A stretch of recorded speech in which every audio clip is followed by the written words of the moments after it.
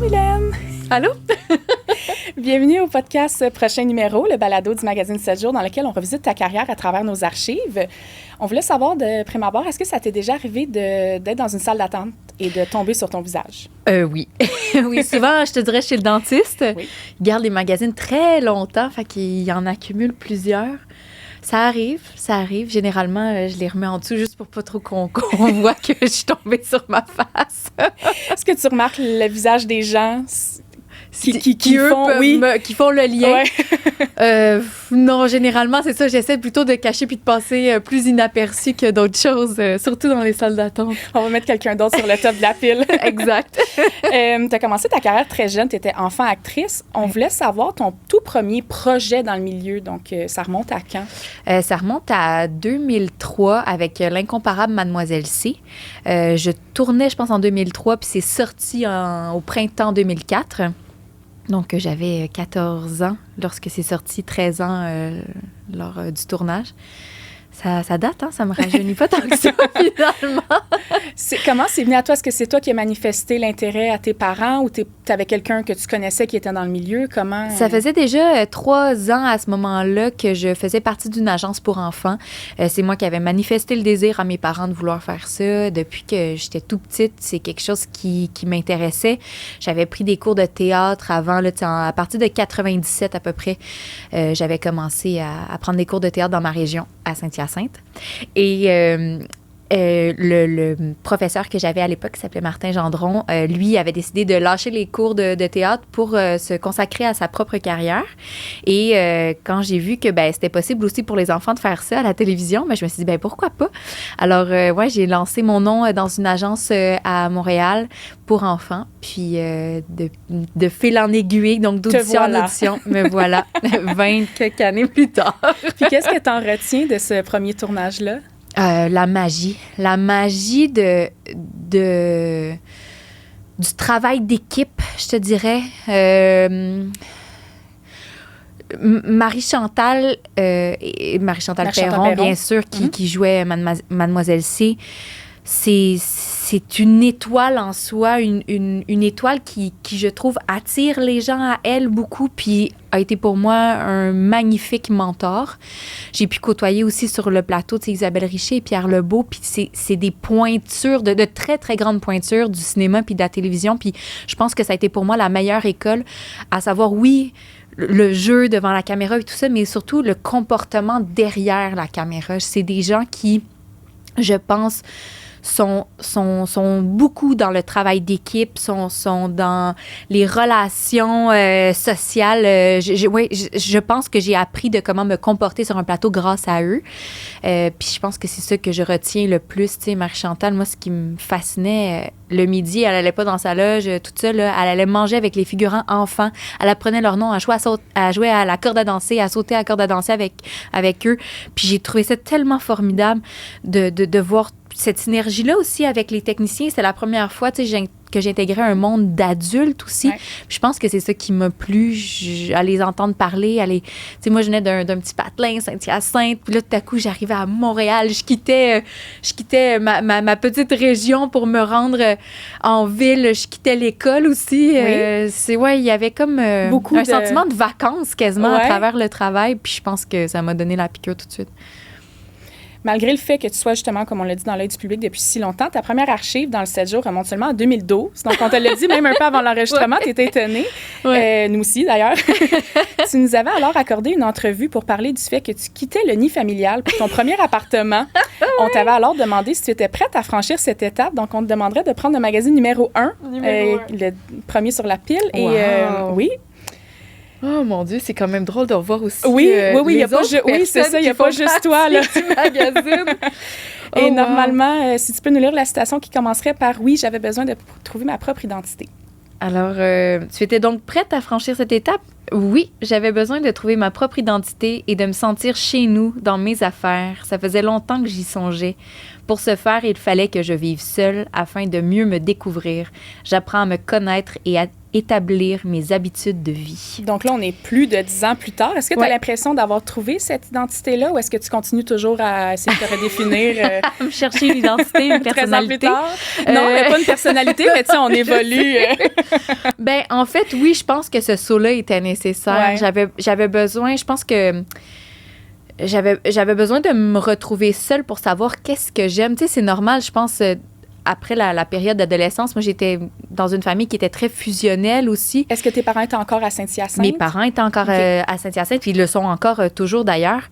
Puis je pense que j'avais besoin de ce côté-là de découverte de la grande ville, d'être proche de mes amis, de mon travail, d'essayer quelque chose d'autre, je pense. Puis ça m'a amené aussi à être confortable seule, puis à être confortable aussi pour voyager seule. Puis je pense que ça a vraiment été bénéfique pour moi. J'avais besoin je te dirais, de ce silence-là aussi pour arriver à entendre mes pensées. Il y avait quelque chose ça me faisait pas peur de déménager seule. Puis je pense que j'aurais pas été capable de déménager avec des colocs ou quoi que ce soit. Je suis très sauvage, je pense. Donc oui, je pense que ça m'a vraiment permis de mieux me découvrir. Puis il fallait le faire, là, à un moment donné, à 22 ans. Je pense que à un certain âge, j'étais due. C'est mieux vu, mettons. Oui, j'étais due, mais c'est parce que j'ai attendu aussi de pouvoir acheter, en fait. Ça a été ça. J'ai ramassé mon argent pendant plusieurs années pour pouvoir acheter directement, puis essayer d'améliorer mes finances de cette façon-là en arrivant à Montréal avant que ce soit plus achetable. Oui, c'est ça. Tu as fait le saut au bon moment. Ça, exact. Puis tu parlais on parlait, c'est ça, de déménager seul. Ouais. En travaillant sur des plateaux, tu es toujours entourée de gens parce qu'il y a un peu de ça qui joue aussi là-dedans. Oui, je pense que je suis une introvertie avec un bon masque d'extrovertie, je pense. C'est-à-dire que je suis un bon caméléon, je suis capable de me fondre dans la masse ou d'être sociable quand il y a plusieurs personnes, mais rapidement, j'ai besoin de revenir à la maison, revenir au calme, revenir à quelque chose de solitaire. Puis je pense que de déménager seule me permettait ça, puis d'être constamment dans un brouhaha au quotidien, au travail avec 40, 50 techniciens. Ouais, ça fait du bien de revenir puis de faire du cocooning puis du slow living. On y reviendra d'ailleurs, c'est drôle que tu parles de ça, il y a un peu de ça plus tard. Donc, dans cette entrevue-là, tu avais 22 ans lors de cette entrevue et la personne qui t'avait interviewée semblait presque surprise de voir que tu partais en appartement et de voir que tu étais maintenant adulte. Est-ce que ça a été difficile pour toi de te défaire un peu de cette image d'enfant actrice? Ouais, je pense que ça a été long. Ben, puis tu dis ça, puis même encore aujourd'hui, j'ai 35 ans, puis je suis encore la petite sur les plateaux. C'est fascinant, mais je prends pas ça péjorativement. Je pense que c'est vraiment une marque d'affection. Est-ce qu'il y a un moment où tu le prenais plus... Tu as réussi à t'en défaire ou tu as toujours été correct avec ça? Je trouve pas ça mal en soi, tu sais. Je trouve en fait que ça démontre en fait que le milieu, en tout cas de ma perception, c'est que le milieu est très... protecteur, je pense, de ma personne, puis j'en suis extrêmement reconnaissante. Je pense que c'est une forme d'affection que mes collègues me portent. Ouais, de sentir que je suis la petite, mais je pense pas que je suis moins prise au sérieux pour autant. Je pense que de plus en plus, tu sais, en ayant fait mes classes, je pense que même sur les tournages, ça paraît, tu sais, je pense qu'on dit de moi, tu sais, oui, je suis première de classe et tout ça, mais ça fait pas que je suis pas moins comprise ou moins écoutée. Tu sais, cette année, j'ai eu la chance de proposer un projet qui s'appelle Alerte Cobra, directement, tu sais, chez les diffuseurs, chez les producteurs, de monter ton dossier, de créer un projet de A à Z.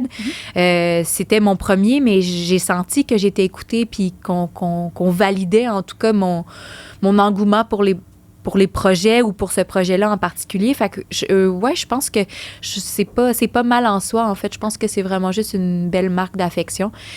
Après ça, bon, j'ai la face que j'ai.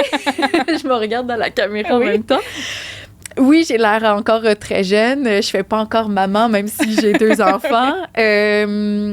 Ben, peut-être qu'alors ça me servira. Puis, mais oui, je pense que la transition, ça a peut-être pris un peu plus de temps avec certains de mes rôles.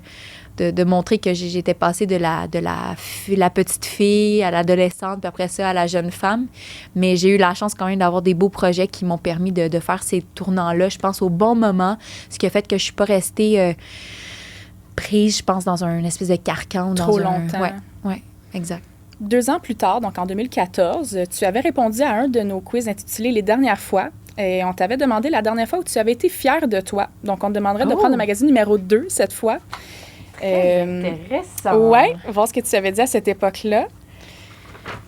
Oh oui, c'est le dernier. Et c'est le fun parce que c'est la même photo. On a recyclé. Le même kit. Clairement, c'est ce photoshoot-là. On trouvait que ça donnait assez de jus. J'adore. Alors, la dernière fois que j'ai été fière de moi, depuis que je suis assidûment des cours de Zumba, je m'ennuyais de la danse depuis que j'ai fait le film sur le rythme. Et j'ai enfin trouvé le compromis parfait entre l'entraînement cardio rythmé et la musculation. Zumba, quand même, ça parle de son époque, mais on voulait surtout parler de Sur le rythme. Donc, c'est un peu le film qui a fait exploser un peu ta carrière. C'était aussi un mandat quand même assez différent. On ne te connaissait pas de background de danse. Donc, on voulait savoir comment c'est arrivé à toi, ce beau projet-là, puis de quelle façon ça avait changé la suite de ta carrière. C'est vrai que Sur le rythme est arrivé à un bon moment. Tu sais, quand je parlais tout à l'heure de transition entre l'adolescente à la jeune femme, c'était, je pense, le projet qui m'a permis de pouvoir faire ça concrètement parce que là, je jouais une jeune femme de 20 ans alors que j'avais à peu près cet âge-là, 20-21 ans. C'est arrivé à moi vraiment, mon Dieu, le réalisateur Charles-Olivier Michaud avait vu 51-50 rue des Ormes quelques années auparavant, à peu près 1 an ou 2 avant. Puis, lorsqu'on lui a présenté le projet de Sur le rythme, il a dit, ben moi, c'est avec cette fille-là que je veux le faire. On se connaissait pas. On s'est rencontrés chez mon nouvel agent et ils nous ont présenté. Puis, ça a tout de suite cliqué. Puis, il a dit, ben moi, c'est toi que je veux, mais je veux une comédienne et non pas nécessairement une danseuse pour jouer ce personnage-là, puisqu'on a un danseur et non pas un comédien pour jouer le partenaire de danse qui est Nico Archambault. Et donc, il dit à faire un beau mix entre vous deux. Je pense que ça serait très intéressant à l'écran. Mais j'ai quand même dû passer des auditions de jeu et des auditions de danse pour prouver ce que j'étais capable de faire. Puis, oui, je cherchais pas une danseuse, mais il fallait quand même que je sache un peu bouger. Oui. Ce qui était plus ou moins le cas, parce que c'est comme je racontais sans doute dans cette entrevue-là aussi, c'est que je faisais juste de la claquette depuis quelques mois auparavant avec ma mère. Donc, c'était pas exactement le background de danse qu'il cherchait. Non. Mais j'ai dû être capable de me démarquer quand même à l'audition, malgré tout. Mais bref, il m'avait donné quand même une doublure. Ce film-là a fonctionné quand même par la magie, je pense, du montage et tout ça. Mais ouais, je pense que ça a été un beau rôle qui m'a permis de faire la transition. Est-ce que tu as hésité un peu avant d'accepter, justement, même si je cherchais pas une danseuse, c'est quand même pas ton background? En fait, je pense que je savais pas dans quoi je m'embarquais. C'est surtout ça. Avec les yeux d'aujourd'hui, je pense que je me serais préparée différemment. À l'époque, je sens que on n'avait pas eu beaucoup de temps non plus. Là, si je compare ça à Nathalie Portman, qui avait eu 1 an, je pense, pour se préparer à Black Swan. Moi, j'avais eu 1 mois. Puis à l'époque, j'habitais encore à Saint-Hyacinthe, donc c'est quasiment avant de déménager. Avant de déménager, donc je faisais le voyagement à Saint-Hyacinthe-Montréal à chaque jour pour les cours de danse, pour les entraînements. C'était très costaud. Je pense même avoir commencé le tournage de ce film-là très essoufflé, tu sais.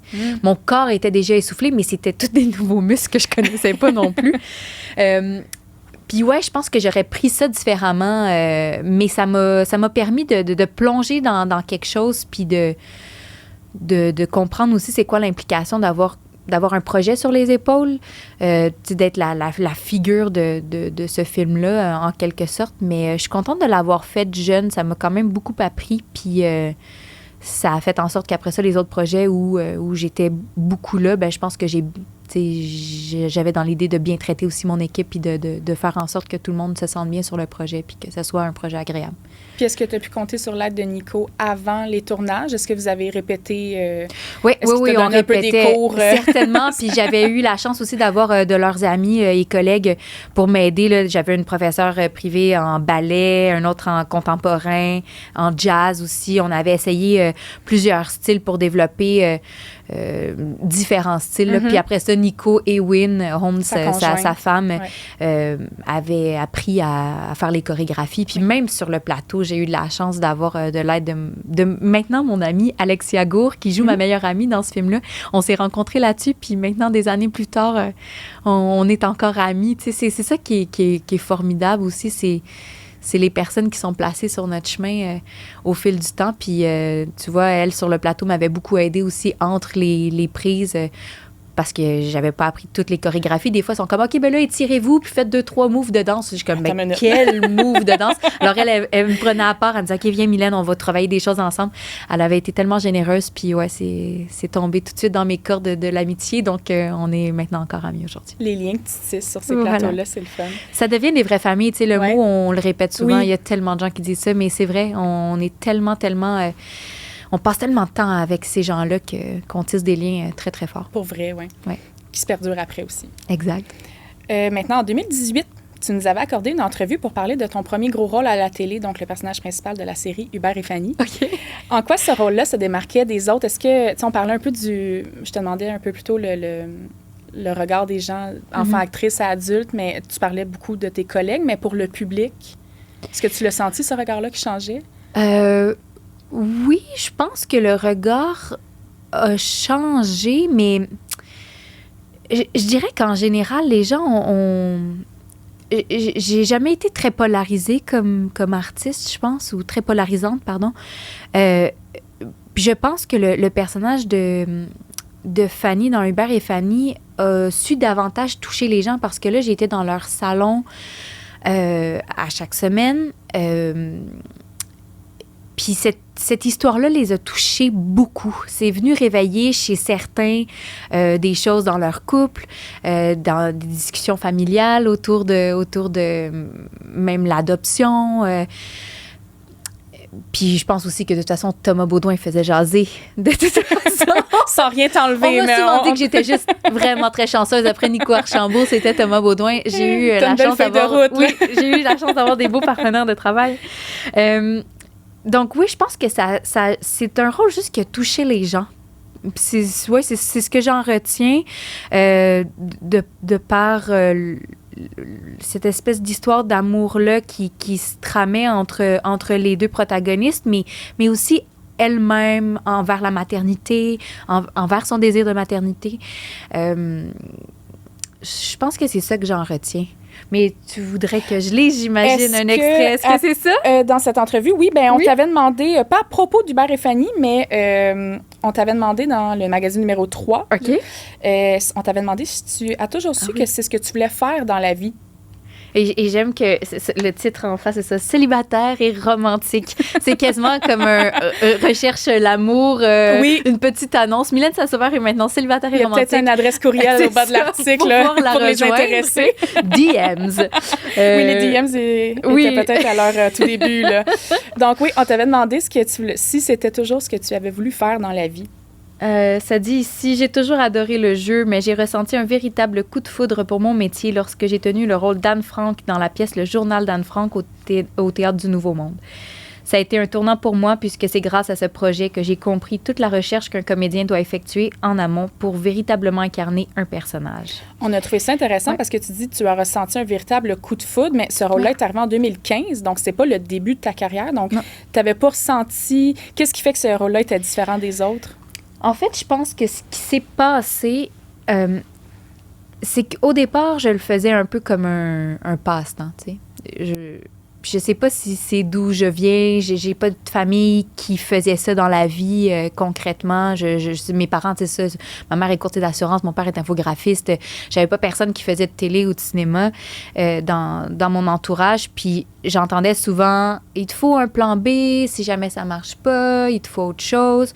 Donc j'avais continué mes études et tout ça. Puis je le faisais toujours un peu juste par par plaisir. Puis je me suis rendu compte, en fait, qu'avec le journal d'Anne Frank, l'implication que ça demandait d'être un acteur, d'être un comédien, de travailler son corps, sa voix, d'avoir une hygiène de vie impeccable pour pouvoir jouer au théâtre pendant des soirs et des soirs. Je me suis rendu compte, en fait, de la charge de travail si tu veux en faire un métier. Puis je pense que c'est ça qui m'a attirée, en fait. Tu sais, quand je dis aussi qu'on peut prendre le temps pour analyser un texte, pour disséquer un personnage, puis l'enrober de plein de choses, de tics, de créer quelque chose. C'est cet appel-là qui, tout à coup, est venu à moi. Puis je me suis dit, ben si je veux en faire réellement un métier, que je veux gagner ma vie avec ça, ben il faut que je m'implique davantage dans ma carrière, puis dans ce que dans mon travail, tu sais. Je pense que c'est pour ça aussi que je suis devenue une aussi grande première de classe. Mais oui, je dirais que ça a été ça. C'est pas tant un coup de foudre pour la profession qu'un coup de foudre pour le travail en amont. Derrière. C'est vraiment ça, ouais. Puis est-ce que, quand tu dis hobby, est-ce que tu te voyais après ça faire autre chose? Est-ce que tu t'étais dit ça durera le temps que ça durera, mais est-ce que tu savais déjà ce que tu voulais faire après ou quand ça se serait terminé? Pas nécessairement. C'est ça l'affaire. C'est que j'avais un plan A dans ma tête, mais même si on me disait « pense à ton plan B », j'avais beau y penser, je trouvais rien, tu sais. Puis même encore aujourd'hui, des fois, on a cette discussion-là avec mon conjoint. Qu'est-ce que je vais faire si jamais ça s'arrête, là, le AI s'en vient, puis les GAFAM, puis tout ça, là, tu sais, ouais. Puis j'ai encore de la misère à répondre parce que c'est là où je me sens le mieux, c'est entouré de mes collègues à créer des histoires, à faire vivre des émotions aux gens, à parler d'enjeux de la société. Tu sais, avec Alerte Cobra, j'ai aimé pouvoir, par exemple, rencontrer les policiers, aller dans le concret de la vie des gens pour pouvoir le transmettre à d'autres qui connaissent pas nécessairement cette réalité-là. J'ai aimé voyager avec Nordique, par exemple, sur TV5, où on a pu présenter l'hiver puis parler des changements climatiques. Tu sais, je trouve que il y a un côté social aussi à cette profession-là qui me plaît beaucoup, qui me plaît peut-être même davantage en vieillissant. Commencer à prendre position sur certaines choses, avoir la possibilité d'avoir une vitrine pour parler, par exemple, de fondation ou même avec certains personnages. Là, si je pense à L'Heure bleue, par exemple, je suis impliquée parfois avec la Fondation des tumeurs cérébrales canadiennes parce que mon personnage avait vécu ça dans l'émission. Donc, je sais pas, je pense que de plus en plus, c'est quelque chose qui me plaît aussi. Puis c'est de là que vient maintenant c'est toujours une découverte on peut en faire beaucoup en tant qu'artiste, je pense, puis c'est important d'utiliser intelligemment ce privilège-là, je pense. La notoriété qu'on t'a donnée. Donc, tu n'étais pas inscrite au DEC en ébénisterie, en coiffure? Non, ben j'ai pris plein de sortes de cours bizarres. Là. J'ai pris des cours d'hypnose pendant la pandémie, une formation en hypnose que j'ai adorée, qui me sert encore même aujourd'hui et qui m'a servi pour mes accouchements. Ah ouais, bon. Fun fact. Pour apprendre des textes aussi, peut-être, pour apprendre des textes, pour calmer. Il y a, mon Dieu, tellement de choses. Je prends des cours à l'INIS en recherche, tu vois. Je continue de, je pense, magasiner à travers la profession. J'aime la création. Je lance prochainement mon premier livre pour enfants aussi.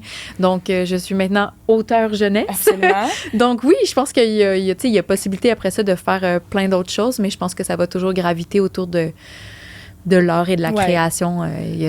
Ça fait partie de mon ADN, il faut croire. Mais donc là, on s'enlignait pas là du tout. Et si ça ne tente pas, dis-le pas. Mais donc, tu as accouché sous hypnose? Oui, j'ai accouché 2 fois sous hypnose. Quand même? Vraiment. Tu t'es hypnotisée toi-même? Oui, donc auto-hypnose, il y a possibilité de se placer des ancrages positifs là, qui te permettent un peu de te recentrer, de te calmer puis de te concentrer sur les contractions qui viennent et qui vont. Là. Les doulas font ça parfois même pour les gens, pour les femmes. Donc, ouais, c'est fascinant. Oui. Ça m'a aidé à me concentrer. Puis, est-ce que c'est grâce à ça que j'ai eu des beaux accouchements? On le saura pas, mais cela dit, ça m'a aidé. Ça n'a pas causé de tort, en tout cas. Ça n'a pas causé de tort, non, au contraire. Wow, super intéressant. Donc, dans la même entrevue, justement, on parlait du rôle d'Anne Frank. Donc, tu nous avais aussi confié... que lorsque tu avais eu le rôle, tu étais seule et tu n'avais personne à qui l'annoncer. Donc, tu avais écrit une lettre à Anne Frank. Est-ce que tu te souviens de ce que tu lui avais écrit un peu, si ça te dit de Non, en fait, En fait, c'est drôle que tu me rappelles ça parce que je me rappelais pas de ça. Puis, tout ce que je me rappelle, c'est être dans ma cuisine. Je pense on est le 24 décembre, ou en tout cas, c'est Noël. Ils vous ont annoncé parce que ça. oui, j'étais en train de faire une dinde. C'est ce que je me rappelle. J'étais en train de faire une dinde dans ma cuisine. Puis il y a Lorraine Pintal qui m'a appelée, qui fait « Mylène, c'est Lorraine. Alors, tu seras notre Anne-Franck. » Et moi, juste faire comme « Oh, mon Dieu! Qu'est-ce que je... » Mais je me rappelais pas avoir écrit une lettre à Anne-Franck. Tu me rappelles ça? C'est ce que tu nous avais dit dans l'entrevue. Donc, bon, mais si tu ne savais pas ce que tu lui avais dit. Mais tu étais seule quand tu as appris ça. Ben oui, j'étais au téléphone toute seule en train de cuisiner, mais je me rappelais pas y avoir écrit une lettre. On pourrait te passer le magazine après, peut-être. Ben en fait, il faudrait surtout que je la retrouve, cette lettre. C'est ça qui serait fascinant. Je serais curieuse de voir même ce que j'ai écrit. T'es du genre à garder ces trucs-là, tu pourrais retomber dessus, oui. Totalement. Je suis une grande ramasseuse. Alors oui, c'est pas mal sûr que j'ai ça quelque part. Ramasseuse, c'est quand même quelque chose de sentimental. Là. Oui. Non, c'est clair. Ça fait un beau cadeau de Noël aussi à recevoir le 24 décembre quand même. C'était un merveilleux cadeau de Noël, vraiment. Est-ce que c'était un peu tes premiers pas au théâtre? T'en avais fait un peu avant ou pas du tout? Pas du tout. J'avais fait quelques cours de théâtre, mais j'avais jamais performé professionnellement sur une grande scène, non? Donc, oui, première fois. Pour un rôle quand même aussi assez chargé. Je suis effectivement très, très, très chanceuse. Oui. 2018, maintenant, toujours, on reste en 2018. Est-ce que c'est dans ce magazine-là? Je veux juste pas... Archive numéro 3. Oui, ça va être dans le même magazine. Je vais attendre. Oui, je pensais que c'était ça qui était... c'est le magazine numéro 3, oui, le même magazine, mais je vais te la mettre en scène. Le journaliste, notait que tu étais assez discrète sur ta vie personnelle et que tu te qualifiais alors de plate. Tu as parlé un peu de ça. Tantôt, c'est ça, je disais qu'on va y revenir. Donc, si tu peux nous lire la deuxième citation dans la même entrevue. Oui, ça fait maintenant 18 ans que tu exerces ce métier et pourtant, on ne te connaît pas beaucoup. Tu es assez discrète sur les réseaux sociaux et dans les entrevues. Tu as même déjà révélé que tu menais une petite vie plate. J'ai dit, c'est vrai, mais j'ai une merveilleuse petite vie plate, ce qui est très vrai encore. En fait, ce que je veux dire par plate, c'est tranquille. Je n'ai pas de chien, pas de chat, pas de chum, pas d'enfant. Mes bonheurs sont assez simples. Regarder des séries, m'entraîner, voir des amis. Et contrairement aux gens de ma génération, je ne publie pas sur Instagram une photo de mon thé matcha le matin. Donc, petite vie plate, c'est quand même... le terme plate, quand même, tu... Ben non, mais... oui, non, parce que je pense que plusieurs, alors, se considéreraient plates si c'est ça. Mais en fait, c'est que je sentais pas que j'avais une vie sensationnaliste, tu sais. Je cherchais pas à avoir un spotlight sur moi. Je suis comme, j'ai rien à raconter, donc... Qu'est-ce qu'il y a d'autre qu'est-ce qu'il y a d'autre à dire là-dessus? Mais donc, 2 enfants et un chum plus tard, ta vie quand même, est-ce que tu l'as plate? Pas plate, non, c'est pas le bon mot, mais c'est un joli chaos. C'est mouvementé plus, là, un peu plus. Un joli chaos semi-organisé. Mais non, ma vie est pas plate parce que j'ai 3 amours dans ma vie qui me remplissent, puis... Je publie pas plus non plus sur les réseaux sociaux de cette vie privée-là. Je pense que c'est important de garder une certaine partie intime. De toute façon, je me dis, mais à qui ça peut intéresser, justement? Les gens qui achètent le magazine. Tes verres matcha le matin. Mais je dirais que c'est une façon aussi pour moi d'apprendre le consentement à mes enfants. J'ai publié la première photo de Françoise dernièrement à cause du livre Babou, qui est un livre donc justement que j'ai fait pour elle. Mais c'est la seule fois que je l'ai fait. Et il y avait une raison. Et oui, il y a bien sûr la raison. La raison aussi, que tu pourrais juste les mettre parce que tu les aimes, mais bon, il y avait un contexte un peu derrière. J'en ai plusieurs. Oui, je pense que dans ton téléphone. Si je regarde mon cellulaire, présentement, j'ai 13 000 photos dans mes photos. C'est vraiment problématique. Mais oui, c'est pas mal toutes des photos d'enfants, mais je les garde pour moi pour le moment. Tu fais bien, c'est ce que tu veux. Ton conjoint, Ludovic Bourdage, est aussi dans le milieu, animateur et journaliste. Comment vous êtes rencontrés? On cherchait dans nos archives, on dirait qu'il nous manquait ce petit bout-là d'informations. On était curieux. Écoute, alors on s'est rencontrés dans un souper d'anniversaire d'une amie commune. Elle est réalisatrice, puis ils avaient travaillé ensemble sur un projet, ensemble, puis moi, même chose, amie d'amis, j'arrive là, c'est un potluck, je fais un jambon. À la mijoteuse de Ricardo. Le meilleur, le meilleur jambon. Et du sucre à la crème parce que je suis plate, c'est ça qu'on dit. J'ai une petite vie plate et tranquille de ma tante. Donc, je suis arrivée avec ça dans un potluck. Mais qui arrive avec ça dans un potluck? Bibi ici. Donc, j'arrive avec ça. Puis, donc Ludovic, mon conjoint, m'avait spoté de loin. Lui me connaissait parce qu'il travaillait déjà à Radio-Canada à l'époque, à la radio. Puis, il m'a dit, « Oh, Mylène Saint-Sauveur est là. Il faut que je me trouve un bon pick-up line si je veux l'aborder. » Puis moi, mes amis étaient déjà partis. Alors, j'étais en train de ramasser mes choses. Puis, il s'est approché de moi puis il a dit, « Hey, je suis végane, mais je veux juste dire, j'ai mangé ton jambon puis il est délicieux. » Puis je fais, « Ah, t'es végane? T'as mangé mon jambon? » Ça a commencé comme ça. Puis on a jasé jusqu'à 3 heures du matin dans la cuisine de mon ami. Puis est-ce qu'il était végane? Non, il était plus vraiment végane. C'était ça un peu le mensonge. Il a déjà été végane, mais il l'était pas à ce moment-là. Il était flexitarien. Bon. Mais donc on a commencé à se parler. Après ça, il voyageait. Après ça, moi, j'ai voyagé. On s'est retrouvés quelques semaines plus tard. Puis il est arrivé chez moi avec sa grosse artillerie lourde, une machine à pâtes fraîches. Il dit, je vais te faire des pâtes fraîches. Voici un super alcool que j'ai ramené de voyage. On goûte à ça. Puis de discussion en discussion, ça a fini par avoir maintenant aujourd'hui une hypothèque et 2 enfants. C'est fou, hein, ce que du sucre à la crème peut faire. Et le meilleur. Et le jambon, oui, le meilleur. Quelques années plus tard, donc on se transporte maintenant en 2021. Tu nous accordais une entrevue sur tes multiples projets télé. Notre journaliste à l'époque te demandait si tu avais de la facilité à tourner la page lorsqu'un projet se terminait. Donc, tu peux prendre le magazine numéro 4. Certainement. Et nous lire l'extrait, la toute petite citation, s'il te plaît. Je félicite, c'est une nouvelle photo. Au moins, ils n'ont pas récupéré celle de 2012. Oui, bien là, entre 2012 et 2021, tu as changé. On a dit tantôt, tu n'as pas beaucoup changé, mais tu as quand même un peu changé. Ça aurait été quand même... Alors, vous avez par contre dû faire le deuil de votre personnage dans Les Pays d'en haut. Tournez-vous facilement la page d'un projet. Ça dépend des personnages. Il y en a que j'ai portés plus longtemps ou qui m'ont demandé un défi supplémentaire. Dans ces cas-là, ça vient davantage me prendre au cœur quand je dois arrêter de les jouer. C'était le cas, par exemple, à la fin de la tournée lorsque je jouais le journal d'Anne Frank. Justement, est-ce qu'il y a un deuil de personnage? Bon, là, on nommait Anne Frank à ce moment-là, mais là, maintenant que tu as d'autres rôles aussi derrière la cravate, est-ce qu'il y a un deuil qui a été particulièrement difficile à faire? Je dirais que celui d'Anne Frank, pour ce que ça représentait, avait été difficile. Puis ce que représentait le théâtre aussi en général, je pense. Il y a eu le deuil de la gang aussi sur l'heure bleue. On était une belle gang de jeunes là-dessus. Puis on aimait tellement pouvoir jouer tous ensemble. Ça m'avait fait quelque chose. Parce qu'on a fait ça quand même pendant 4 ans. Ça a duré quand même quelques années. 4 ans de tournage, je pense 4-5 ans à peu près. Là.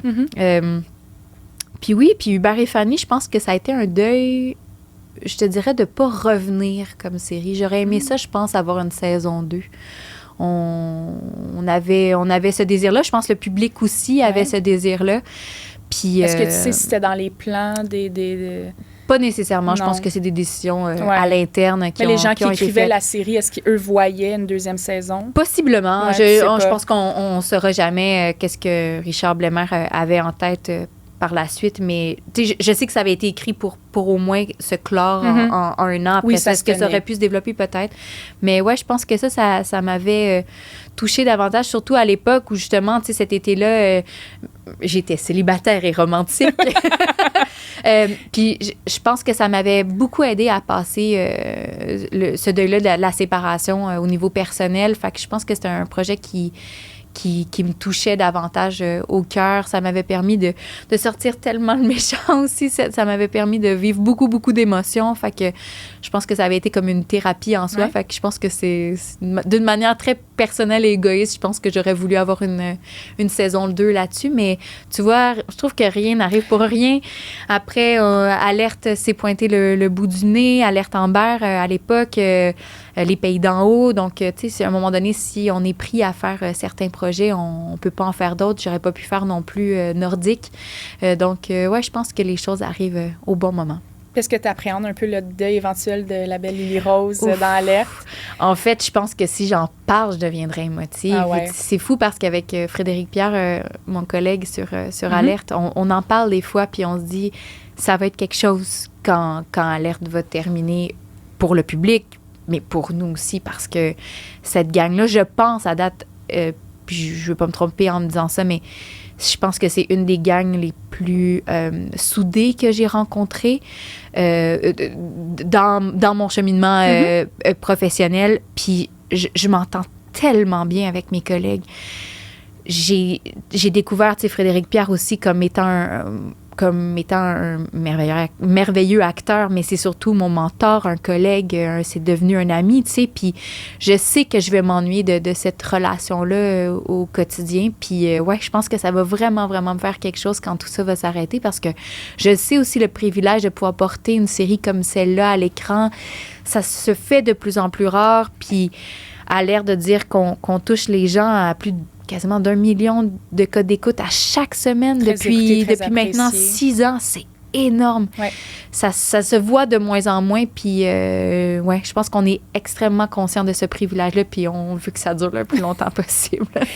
Tu évoquais Frédéric Pierre. Justement, tu partages souvent l'écran avec lui, ton conjoint Renaud dans la série. Ouais. Puis, justement, on se demandait le genre de lien qui se tisse entre deux acteurs qui jouent longtemps, mais qui jouent un couple. Ouais. Est-ce que, tu sais, c'est ça, est-ce que c'est parce que tu as plus de sein, sans rien enlever à tes autres collègues aussi, mais tu te dis, c'est bon, ton mentor, ton ami. Ouais. Est-ce qu'il y a un lien différent qui se crée avec quelqu'un avec qui tu partages? Bien, il y a une proximité, je pense, qui se crée naturellement de par le fait que je passe plus de journées avec lui, tu sais, que d'autres personnages que je pourrais voir 2 ou 3 fois pendant le bloc de tournage. Oui, les gens de l'extérieur. On peut penser que vous vous croisez tout le temps, mais journée, non, ça dépend, c'est ça, exact. Ça dépend de nos jours de tournage, ça dépend des locations, ça dépend de plein de choses. Mais tu sais, je peux dire la même chose de Sophie Préjean. Tu sais, Sophie est aussi un merveilleux modèle pour moi de femme, d'actrice et de persévérance, mon Dieu, toute cette femme, tout ce qu'elle est, tout ce qu'elle représente, pour moi, est un modèle extraordinaire. Même si j'ai moins de jours avec elle, je sais que je connecte autant, tu sais. Mais oui, je dirais qu'il y a peut-être quelque chose qui se développe dans l'intimité, mais ce qui est quand même particulier parce que Fred a quelques années quand même de plus que moi, puis, tu sais, je pense qu'on se considère plus comme étant, tu sais, grande frère, petite sœur. Quand on joue ensemble des scènes amoureuses, c'est autre chose. Tu sais, je sais que j'ai souvent ça avec mes collègues masculins. C'était la même chose avec Michael Gouin ou avec Nico Racicot. Il y a une chimie. Il y a tout le temps comme, il y a quelque chose, même avec Thomas Baudouin, je veux dire. On se voit encore, il vient souper chez nous avec ses enfants. Puis, tu sais, pour moi, Thomas, c'est comme un grand frère. C'est vraiment bizarre. Tu sais, il n'y a jamais eu cette espèce de... Tu sais, souvent, les acteurs peuvent parler de kick de plateau puis tout ça. Hey, c'est tellement pas mon genre que... Ouais, on dirait que j'ai touché à ça jeune. J'y suis allée une fois, puis j'ai donné, puis j'ai fait comme... Non, ça se pourra plus. Puis je pense que j'aime davantage développer des amitiés puissantes, ce qui fait que ça dure à travers le temps. Puis quand tu as parlé de Sophie Préjean, tu as dit persévérance. Ça, Frédéric Pierre, mentor, qu'est-ce qui t'a appris? L'humilité, je pense. L'humilité. Fred, je pense, prend les nouveaux défis avec beaucoup d'humilité. Tu sais, il a créé la Kaïnou, oui. il a fait ses classes, il a appris comment faire. Maintenant, je veux dire, il est auteur, mais il n'est pas « Ah oui, je suis un auteur ». Il n'y a pas la tête qui enfle par rapport à ça du tout. Tu sais, puis c'est ça que je trouve beau, malgré le grand succès de ce qu'il touche, tu sais. Oui. Et le bagage qu'il a aussi. Et le bagage qu'il a, oui, qui a accumulé. Je veux dire, on est un peu semblable dans notre façon d'avoir intégré le milieu. Il aussi est un enfant acteur. On a un peu le même genre de parcours. Fait que je m'inspire beaucoup de sa façon de faire. Puis ouais, je pense qu'il m'apprend beaucoup à rester humble, puis il gère bien son stress. Je sais pas, je trouve que c'est un super beau modèle, puis on arrive à se tempérer, même je pense sur les plateaux, quand un est stressé, l'autre fait ça va bien aller, puis quand l'autre est stressé, ben c'est ça, c'est comme on est une belle balance, je pense. C'est beau ça, le yin et le yang. Exact. Alerte, donc un projet qui occupe une grande partie de ton temps, on s'en doute bien, donc tellement que tu as tourné pendant 2 de tes grossesses. Oui. En 2022, tu avais dévoilé à l'émission La Tour que tu étais désormais maman. Donc, ça revient un peu à ce que tu disais tantôt. Ouais. Il y a des choses que, pas que tu caches, là, c'est pas le bon mot, mais tu dis pas tout. Fait que là, on avait non seulement appris, non seulement que tu étais enceinte, mais que tu avais même accouché, donc tu étais maman. Et que tu nous avais dit aussi à cette émission-là que tu étais enceinte de 7 mois lorsque tu avais tourné une scène particulièrement violente où ton personnage se faisait agresser par Frédéric Miller-Zouvi, son personnage, évidemment. Excusez-moi. Son personnage, juste le rappeler. C'est bien de préciser. Oui, c'est ça. Tu avais alors reçu un conseil bien précieux de la part d'Ève Landry, qui avait vécu une situation similaire dans Unité 9. Donc, on te demanderait le magazine numéro 5. Ouais. Tu nous avais dit ce qu'elle t'avait, elle, dit à cette époque. Alors, je lui ai d'ailleurs parlé avant de tourner Alerte. Elle m'a dit qu'au cours de cette scène, elle a beaucoup parlé à son bébé pour lui expliquer que les émotions que maman vivait n'étaient qu'un jeu, que tout allait bien. J'ai donc fait la même chose sur le plateau d'Alerte. Frédéric aussi a pris le temps de parler à ma bédaine pour rassurer bébé. Ouais, quand même. Vrai. Donc, à ce moment-là, tu n'avais pas annoncé ta grossesse publiquement, mais l'équipe le savait, donc. Oui. Ben, à pas le choix aussi. Un, ça paraît. Oui. Deux, mais pour les assurances, de toute façon, c'était nécessaire avant de commencer ce bloc-là de tournage. Puis, en voyant aussi les textes, c'est sûr que j'ai pas eu le choix d'aviser. Mais oui, pour les costumes et tout ça, aussi, c'est sûr que ça allait paraître. Ouais, c'est sûr qu'ils étaient au courant. Puis, je pense que c'était... une priorité pour tous que cette scène-là se passe bien, que Frédéric et moi ayons été confortables par rapport à ce qu'on allait jouer. Il n'y a pas eu de discussion d'enlever la scène, de la changer, ou sachant que maintenant... Non, s'il y avait quelque chose à changer, on aurait changé la façon de la faire, peut-être la chorégraphie, c'est ça, qu'on avait pratiqué, même avec une cascadeuse. Ça avait été très, très, très bien fait. Mais je pense que c'était nécessaire pour la courbe du personnage. Puis j'étais tout à fait d'accord avec ça. J'avais envie aussi de pouvoir exposer ce genre de réalité-là. J'avais eu même plusieurs témoignages à l'époque de même certaines policières qui m'avaient dit que c'est déjà arrivé à d'autres collègues, à eux. Pas des cas isolés. Là, non, c'est ça. Donc, je pense que c'était nécessaire qu'on en parle. Puis dans cette espèce de ligne-là aussi du hashtag MeToo, je pense que ça fonctionnait bien d'ouvrir le dialogue par rapport à ça. Puis oui, effectivement, Ève m'avait très bien coachée, si je puis dire. C'est bien, c'est doux de parler au Oui, puis ça avait été nécessaire. Puis je parlais d'hypnose tantôt, même chose, j'avais placé certaines intentions avant la scène en me disant, écoute, maman s'en va jouer, c'est juste du jeu, tout va bien, bébé. T'entends la voix de Frédéric, mais ça va. Puis tu sais, après la scène, je me rappelle être arrivée à la maison très, très, très chargée, mais d'avoir réussi à prendre un bain, à prendre ce relax. Mon chum était venu me chercher ce soir-là, puis il avait été vraiment petits oignons, sachant que le corps avait vécu un stress, quelconque, mais en tout cas, ma petite se porte bien aujourd'hui, puis ça reste que, c'était dans l'intention, mais le ventre n'a jamais été blessé. Non, absolument. Oui, tout a été fait correctement. Là, exact. C'est sûr. Pour ta deuxième grossesse, c'est assez différent. Donc, tu racontais à Salut Bonjour très récemment que tu avais vécu une sorte de culpabilité parce que ton personnage apprend qu'elle ne pourra pas avoir d'enfant alors que toi, tu es enceinte. Donc, ça aussi, c'est une autre façon de vivre ta grossesse. Là, tu as vécu la scène, là, tu as vécu... Tu sais, c'est quand même des choses, sans dire difficiles, que tu vis pendant ta grossesse par rapport à ton rôle. Donc, comment tu l'as vécu, cette grossesse-là? Avec le Oui, ton rôle, avec le rôle, c'est effectivement particulier parce que je me suis aperçue de ça justement dans une session d'hypnose. Okay. C'est ce qui est ressorti à un moment donné où je me suis mis à avoir énormément de peine en me sentant coupable, en fait, de pouvoir porter la vie alors que Lily Rose était incapable. Lily Rose étant mon personnage dans Alerte. Puis c'est comme si d'une certaine façon, à chaque fois que je devais aller tourner, tu sais, bien sûr, l'équipe était au courant de la grossesse, on essayait de le cacher, mais des fois, tu sais, je gainais davantage, je rentrais le ventre pour pas trop que ça paraisse.